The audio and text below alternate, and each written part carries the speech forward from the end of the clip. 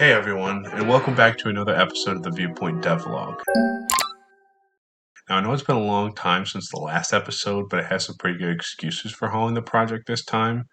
I graduated college.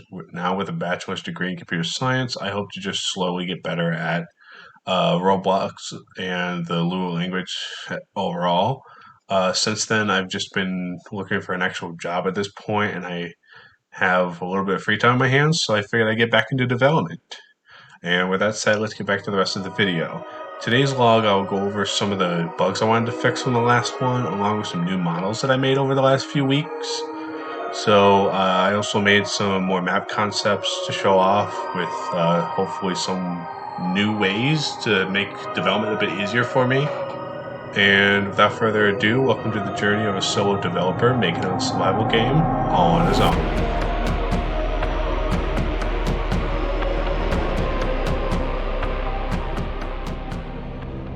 Okay, right now what you're seeing are the new car and train models that are hopefully going to be going into the game. I wanted these models to look abandoned and rusty, like they've never been used before or have not been used for a long time. These will definitely help in developing the feel of the game, as I want it to be apocalyptic, making it feel like things were abandoned long ago. As for some models for more of a military presence, we got some barbed wires, radio towers now.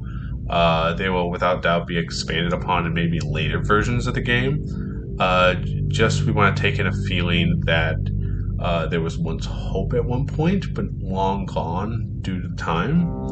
The cars will not be drivable, but I know for sure they'll help with the looks while traveling down the longer roads, and also just fill in the space of the world that we're trying to make.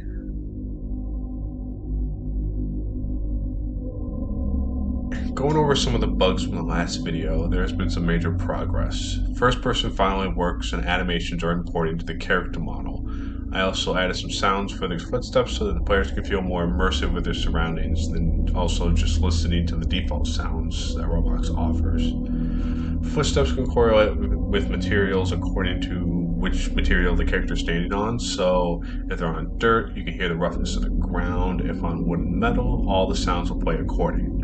First person view also has some interpolation going on so that when the character looks around there's a realistic tilt when their head's moving. And other than that, all there is to do is to make some more animations like crouching and just to overall make it feel like you, the player, can control the character.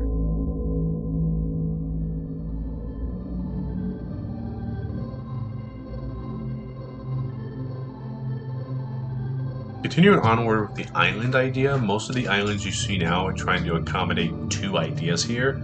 Pathways from the train yard and an island off the main coast. I'm trying to make it seem like there's remnants of like a rebel group that hides on the coast of the island.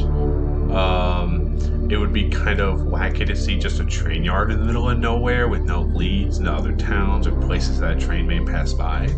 As for the last idea, this was an earlier attempt to maybe try to keep things more on par with the showcase I have out, keeping it long and regular in size. This concept's probably not going to make it to the final cut because it was nice to see how I could make things work out if I wanted to continue down that path.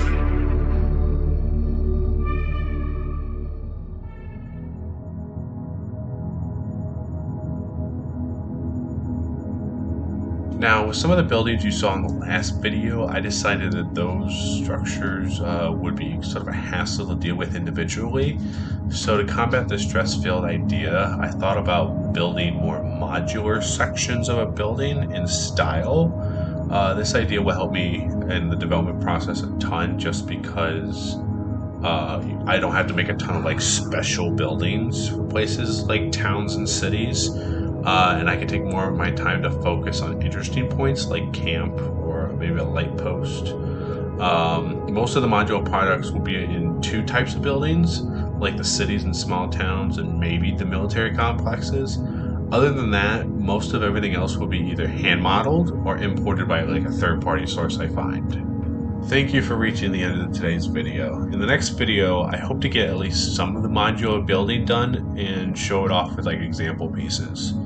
I also want to be working on modeling some of the starter firearms for the game, which hopefully won't take too much of my time. For firearms, there hasn't been really a clear choice of what the firearms are going to be that I model, but all I know is they're most likely going to be something like a civilian can use, like a hunting rifle or small arms.